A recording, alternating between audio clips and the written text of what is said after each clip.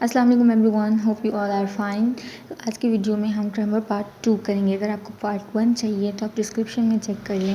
Korean की जो grammar है उसके मैं बेसिक आपको 3 स्टेप्स बताऊँ ईजीली, जो आप सिंपल वे में बहुत आसानी से कर सकें।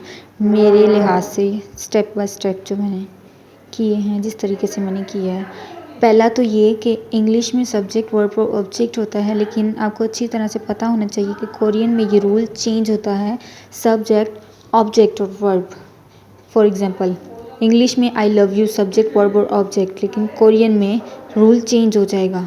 यही सेंटेंस कोरियन में अगर चेंज किया जाए, सब्जेक्ट ऑब्जेक्ट और verb, subject I, object you, verb love, 나, 너 사랑하다, 나, I, नो, यू 사랑하다।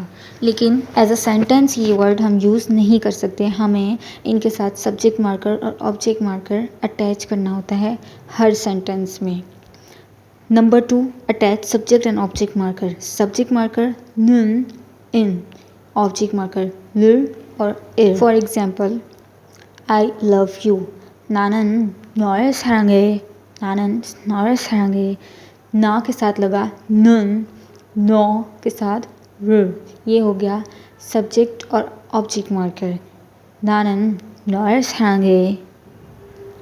सब्जेक्ट मार्कर का मतलब सब्जेक्ट से पहले जो नाउन आता है, सब्जेक्ट मार्कर उसको शो करता है कि ये सब्जेक्ट है, सेंटेंस का सब्जेक्ट होने का सबूत देता है इन उर्दू में अगर कहें तो। अब क्वेश्चन ये है कि इनको अटैच कैसे करना है और हमें कैसे पता चलेगा कि कौन सा हमने सब्जेक्ट मार्कर या ऑब्जेक्ट मार्कर कब और कैसे यूज़ करना है। अगर सब्जेक्ट के साथ फाइनल कॉन्सोनेंट्स नहीं होता तो हमने निन लगाना है। अगर फाइनल कॉन्सोनेंट्स के साथ एंड होता है तो इन लगाना है। नानन में अगर हमने नन लगाया है तो इसके लास्ट फाइनल कॉन्सोनेंट्स नहीं था, इसलिए हमने इसके साथ नन अटैच किया, नानन, नानन। इसी तरह ऑब्जेक्ट मार्कर में ऋ जो हमने अटैच किया, फाइनल कॉन्सोनेंट्स नहीं था। अगर फाइनल कॉन्सोनेंट के साथ एंड होगा तो इल। 나는 널 사랑해, 나는 널 사랑해, I love you। Subject object verb according to Korean sentence, 나는 널 사랑해। Number 3 and most important, Korean में सब्जेक्ट वर्ब एग्रीमेंट रूल नहीं होता है। जैसा कि इंग्लिश में अगर हम देखें, I know, she knows, people have, लेकिन कोरियन में ऐसा कोई सीन नहीं है। कोरियन में नाउन के एंड्स पे डिपेंड करता है सब्जेक्ट मार्कर या ऑब्जेक्ट मार्कर जो लग जाता है। एक और एग्जांपल अगर हम देखें, आई ईट ब्रेकफास्ट, आई ब्रेकफास्ट ईट। 나는 아침을 먹어, 나는 아침을 먹어।